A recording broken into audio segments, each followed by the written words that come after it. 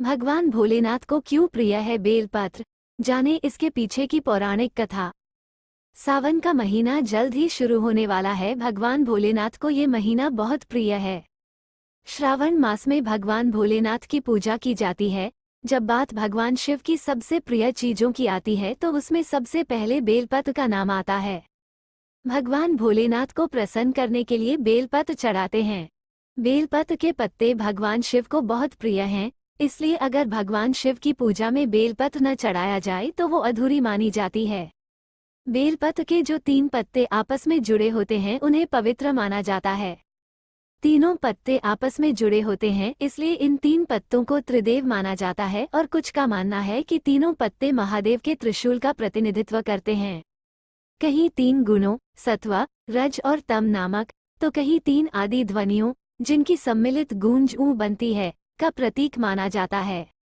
3 पत्तों को महादेव की 3 आंखों का प्रतीक मान्यता है कि शिवलिंग पर बेलपत्र के 3 जुड़े हुए पत्ते चढ़ाने से भगवान शिव को शांति मिलती है और भगवान शिव प्रसन्न होते हैं। अगर भगवान शिव को प्रेम से सिर्फ बेलपत्र के पत्ते ही चढ़ाए जाएं तो भगवान शिव प्रसन्न होते हैं। बेलपत्र में स्वयं माता पार्वती का वास होता है। दरअसल स्कंद पुराण के अनुसार माता पार्वती ने ही इनकी रचना करी। बेल के पेड़ों की उत्पत्ति माता रानी से ही हुई। कथा के अनुसार जब मंदार पर्वत पर महादेवी पार्वती तपस्या कर रही थीं तब उनके तप से उत्पन्न सकारात्मक ऊर्जा अर्थात पसीने की बूंद के गिरने के कारण बेल के पेड़ों की उत्पत्ति हुई। तो बेलपत्र की महत्ता ये है कि इसकी रचना स्वयं मां भवानी ने ही करी है।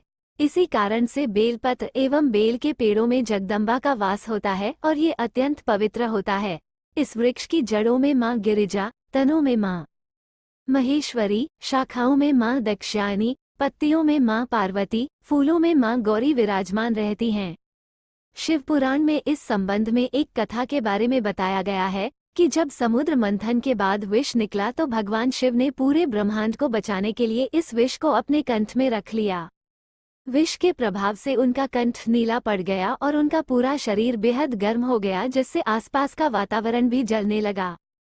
चूंकि बेलपत्र विष के प्रभाव को कम करता है, इसलिए सभी देवी देवताओं ने भगवान शिव को बेलपत्र चढ़ाना शुरू कर दिया।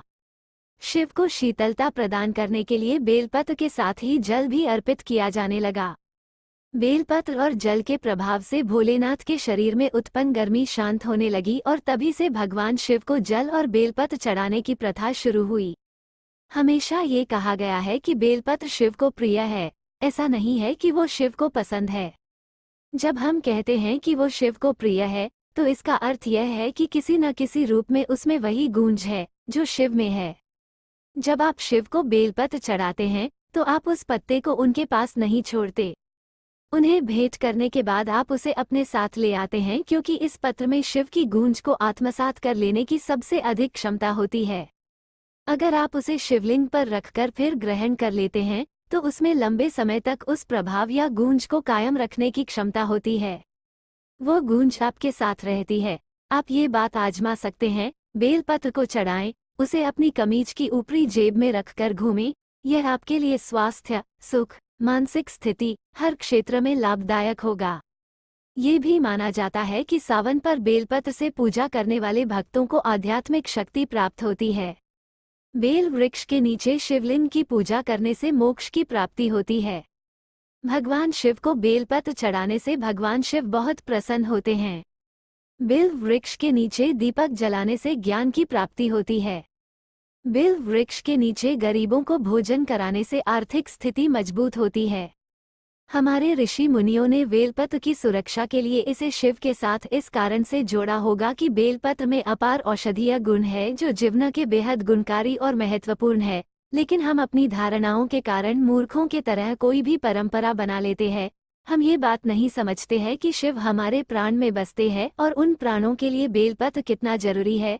कभी आयुर्वेद की कोई किताब देखें तो पता चलेगा कि बेलपत्र के क्या गुण है और मानव के लिए वे गुण कितने कारगर व उपयोगी है।